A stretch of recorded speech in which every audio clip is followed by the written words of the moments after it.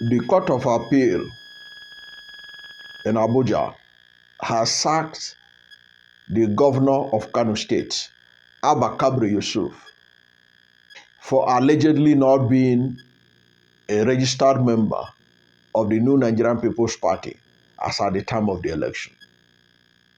Now, the Court of Appeal has severally, in their judgment, indicated that no party has a right to question the emergence of the candidate of another political party.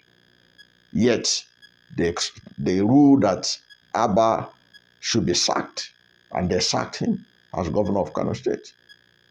In Plateau State, several members of the PDP in the National Assembly have been sacked for pre-election matters, which shows double standard by the Nigerian courts.